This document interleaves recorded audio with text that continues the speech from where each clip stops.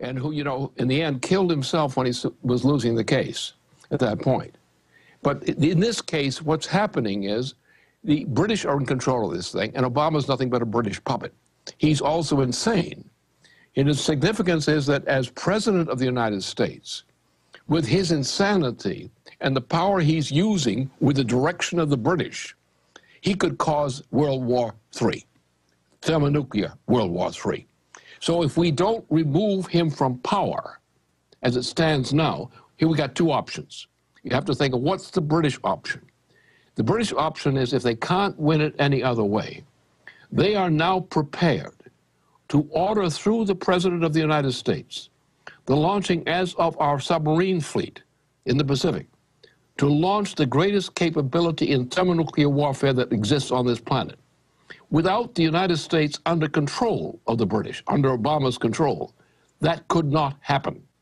Therefore, we have to get Obama out, because the most likely way to save this nation, if we continue to tolerate Obama, if he's continued to be president, they're not going to wait for the next election of the United States. The danger comes now. We don't know the exact date, but we're approaching that point. Now, two things are, the British have two objectives. Now, the British know what, command knows exactly what they're doing when they're prompting the United States to unleash forces such as the submarine thermonuclear capability in the Pacific and also in the Atlantic. And they know what they're doing. They are obviously not anticipating a pleasant trip with that. They would prefer to use the threat, as Hitler did in Germany to the Germans, to use the threat. Mr. LaRouche, stay there. That was a short segment. Long one coming up. This is key. That's what I wanted to ask you when we get back. Why are they openly announcing that they're moving most of the forces to diminish the Chinese? The Chinese, as you know, their president has now said, prepare for war with the United States. Incredible, when they hold most of our debt. They're going towards war on every front. I know the British model, divide and conquer. We'll be right back. There's a bunch of news I haven't gotten to. Twitter, Facebook, Google, they're all announcing they're going to go along with governments to censor. I saw where now government's going to ask them, don't let people Twitter about police roadblocks or about police checkpoints or police speed traps. Well, what do you think a CB is?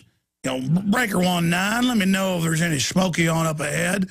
I mean, it's good. We're allowed to talk to each other. You don't have prior constraint on us talking to each other.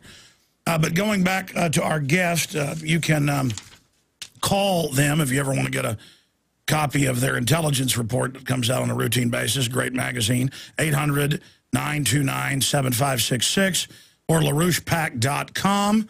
There's also other websites they have as well, but LaRouchePAC.com. And he joins us now. Okay, so we're going to break, and we were talking about understanding the city of London, the Venetian black nobility, vestigial remnant of the Roman Empire and Byzantine system that survived and was taken into Europe and then finally settling after, I guess, the Templars' purge in London.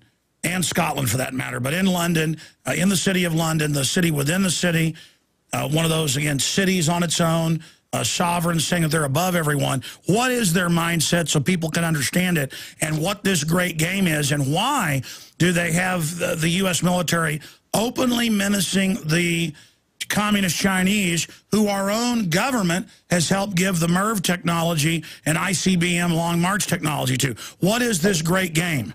Well, the game includes the elimination of the Russia, China, India, and so forth. The immediate target for weapons attack is from the United States if it's working under the British direction, which Obama represents. In that case, then the target is principally against the Russia, China, the other leading nations of Asia, including India. Those are the targets. Now, the British prefer not to take the risk of the repercussions of a full-scale thermonuclear attack on that part of the world and any other places they think is a threat to them. They would prefer to have us sign a treaty agreement with the British Empire, that is with Wall Street and London, and thus submit to the dictatorship of those powers. That way the British would get everything. It would be a bit slower than winning a thermonuclear war, but they would accept that because they don't want to be killed too. They just want the people they want to kill to be killed. So therefore we have two options. If we allow this president, Obama, to continue in the presidency, we are doomed, because the full repercussion of launching of a thermonuclear war. Our military are not guilty. Our military, our Joint Chiefs of Staff and people like that, and people in the intelligence community are of the same persuasion. They are fighting like the devil, and so far have helped to prevent this from happening. It was supposed to happen soon after the killing of Gaddafi. But our best military people were a key factor in preventing us, and some of our intelligence community were a key factor within the limits they have of power in this system, have delayed this thing so far. But we're now coming to the point that the British are getting desperate, and they're now pushing hard against Russia, against China, for total submission. And, sir, I want to be clear, because neocons and others write articles about myself, and they say, Jones doesn't want war with the Russians and Chinese. He must work for them. I mean, my family on both sides came over on the Mayflower. On my dad's side, the captain of the Mayflower, Battle of San Jacinto, Texas founding. How dare these banker operatives, these people that are helping sell out our Bill of Rights, our Constitution. I know you come from an old American family as well. How dare these type of people claim that because we don't want nuclear war and we don't want 30,000 drones in the skies and secret arrest of citizens, the system is showing us it's a bunch of tyrants. And then if we don't want war and conflict, we're traitors. No, they are the traitors. And is it not treason when they're launching wars under UN authority? They're not going to Congress. They're saying, we'll arrest citizens and kill citizens. I mean, I saw Lindsey Graham on TV. He goes, yeah, of course the NDAA is for citizens. We won't just arrest you. We'll kill you without a trial. I mean, they are trying to come out in the open and hide their tyranny in plain view and appeal to authority. And it's so real. You talk about nuclear war, all the elites, as you know, sir. But for the audience, you're not hyping this. They're building bunkers. The Chinese are saying, prepare for nuclear war. The Russians are threatening, saying, don't go into Syria. I mean, I've not seen rhetoric like this even at the height of the Cold War. I mean, it's crazy, and it's like World War I or World War II, but now we got nukes and bioweapons. We're sleepwalking into oblivion and have just gotten so used to it, and people are watching football games. It has that same eeriness that I saw historians write about before the Great Wars. I know you were in World War II. So, I mean, is that what your gut is telling you and your intellect as well, sir? I'm saying that the problem lies with our responsibility as Americans. Our responsibility here is to throw this President Obama out of office. Because if we are not willing to do that, we are not going to survive. You're saying that's a signal to the world that there's big changes and the power structure is being reversed. The point is the British Empire which controls Wall Street. Remember, Wall Street has been from the beginning a British faction. Most of our presidents, I could go through. Well, they set up CFR in New York to control it on record. It's all British intelligence. Sure it is. But the point is, if the problem is the killing of Kennedy and the entry into a long war of about 10 years in Indochina was intentional, and Kennedy opposed that, and he was killed to get him out of the way to get that war unclosed. That war destroyed an impetus which existed under Kennedy for projects which would rebuild this nation in a way which we would today envy. What has happened, we have essentially 3 generations of people who do not know, as adult experience, they do not know what the United States represented under Eisenhower and Kennedy, and of course also Roosevelt before. They don't know that. They've been terrorized by what, a succession of wars. Wars all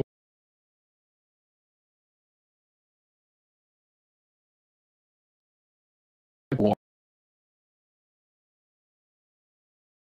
Officer. of our system. Well, that's my next point, sir. All the top brass has come out and said a war on Iran is insane. Most of the Israeli people, the head of Mossad was fired a year ago because he wouldn't go along with it. I mean, this is so insane. The way I've heard it described by top CIA analyst Ray McGovern is it is a roll of the dice.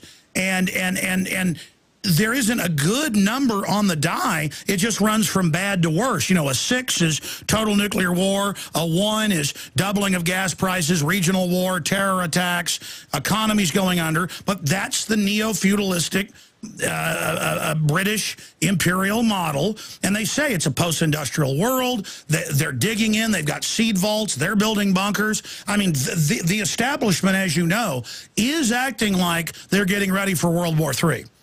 Absolutely. But the point is, I look at it from the standpoint. Complaining doesn't get you anywhere. What do we do about it? What do we do then? And the point is, we have to arouse the American people in a different way than we usually do. You know, like what happened after Pearl Harbor. We had a situation where Roosevelt knew that the attack on Pearl Harbor was coming, but he also knew that most of the Americans would not fight the Japanese under those conditions and others. So therefore, we did not act to defend Pearl Harbor, even though we know it was happening, because the naval and army forces commanding the position in Pearl Harbor, for example, were not going to do anything to stop it. So therefore, Roosevelt was mobilized to mobilize us to war, because he knew under those conditions of an actual direct attack on the United States by Japan would mobilize the American forces. And I was in New York at that time when this happened, that Sunday. And I was walking across from Midtown Manhattan, from east side to west side, for a business appointment. And as I walked into this place, I got this hotel I went to meet my people. I heard the voice of Roosevelt coming over the phone. The reports on Roosevelt coming over. And I looked at what happened to the people, and you would, in this 2 or 3 hours following that noontime report, I saw a transformation of the American people in New York City as elsewhere. They were screaming, trying to get enlisted in the army to defend the United States. And that was not the case in the day or so before the Pearl Harbor event. Now, the problem is, I'm not looking for a Pearl Harbor-like event right now. But the problem here is the lack of competent leadership from leading centers, people in government, as in the Senate, for example, in particular, who know this stuff. They know it, but they're not doing a damn thing about it because they don't think it's safe, politically safe for them to do it. That is a result of the demoralization of our population over 3 generations, that is among adults, from the killing of Kennedy, and especially from the experience of the launching of the actual prolonged Indochina War. But we have been going through war. I understand, sir. So what is the time frame? I mean, there's a big awakening happening, but it's not coordinated. You know, the Congress has the lowest approval rating. Obama's unpopular, but it doesn't matter what we want or makes sense. You know, 70+% don't want all these wars. They just keep going forward. So what do you see happening if the British puppet, the globalist puppet Obama is not removed? Well, what you've got now, the problem is you have no guts, especially represented by all of the Republican candidates and the one and plus minus the Democratic candidate. If you have that list of candidates, presidential candidates or pre-candidates, this nation is demoralized. That kind of electing that kind of junk to be the leading candidates for the direct election, you do that? You tolerate that? You tolerate these clowns? Well, why don't the banksters, Senator in around London, you know, as you say, why do they want us so demoralized? I mean, I guess so that we follow every order. Right. They want the folks. They were going to intend to reduce the population of the United States, among other places, you know. You don't think we're going to come out of this as spectators to this great war? No. Are among the targeted victims of this war. And if we can't... Let's explain. The British play everybody off against each other. See, people think of it as you pick one side or the other. No. Think about the third position of the group manipulating you. That's what the Rothschilds have always done. You've written about them. They're all supporting this.